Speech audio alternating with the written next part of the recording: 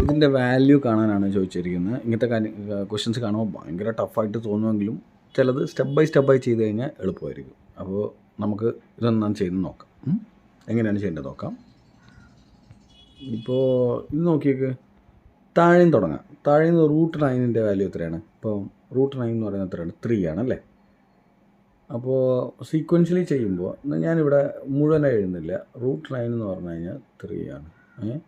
ഇവിടെ √9 3 ആയിട്ട് എഴുതി കഴിഞ്ഞാൽ √19 - 3 എത്രയാണ്? √19 - 3 √16 ആണ്. √16 എത്രയാണ്? 4 ആണ്. ശരിയല്ലേ? അപ്പോൾ ഇവിടെ 4 ആയി കഴിഞ്ഞാൽ, അപ്പോൾ ഇത് രണ്ടും 4 ആയി. ഏത് ഈ വാല്യൂ മൊത്തം 4 ആയി. √21 + 4 എത്രയാണ്? √25. അതിൻ്റെ വാല്യൂ എത്രയാണ്? 5 ആയി. കറക്റ്റ് അല്ലേ? ഇതുവരെ കിട്ടി നമുക്ക് അല്ലേ. എന്നിട്ട് ഈ 25 ഇത്ര വരെയുള്ള വാല്യൂ അത് നമുക്ക് എവിടം വരെ കിട്ടിയെന്നറിയോ? ഈ പോർഷൻ്റെ മുഴുവൻ വാല്യൂ നമുക്ക് 25 ആയിട്ട് കിട്ടി. അപ്പോൾ √41 - 20 അല്ല 5 ആയിട്ട് കിട്ടി. 5 ആയിട്ടാണ് കിട്ടിയത് കേട്ടോ. ഇത്രയും പോർഷൻ്റെ നമുക്ക് 5 ആയിട്ട് ഇവിടെ കിട്ടി. അപ്പോൾ 41 - 5 എത്രയാണ്? നിങ്ങൾക്കറിയാവുന്നതല്ലേ?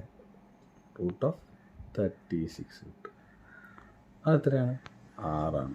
ഓപ്ഷൻ സി ഉത്തരം 6. ഇതൊന്നുകൂടെ പറയാം. നമ്മൾ താഴെ നിന്നാണ് ചെയ്തു വരുന്നത്. √9 കണ്ടുപിടിച്ച ആദ്യം 3 ആണ്. √19 - 3 എന്ന് പറഞ്ഞത് √16 ആണ്. √16 എത്രയാണ്? 4 ആണ്. 4 എന്നിട്ട് താഴെ നമ്മൾ മനസ്സിലാണ് എല്ലാം കാൽക്കുലേറ്റ് ചെയ്യുന്നത്.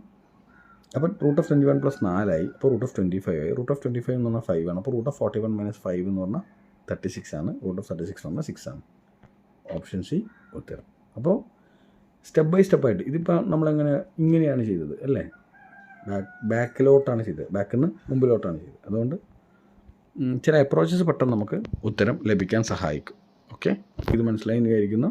സ്റ്റെപ്പ് ബൈ സ്റ്റെപ്പായിട്ടുള്ള പ്രോഗ്രസ്സാണ് നമുക്ക് ചില സമയത്ത് മാത്സിൽ ചെയ്യുന്ന സ്പീഡിനേക്കാളും ആവശ്യം. Okay, bye. നമുക്ക് അടുത്ത ക്ലാസ്സിൽ കാണാം.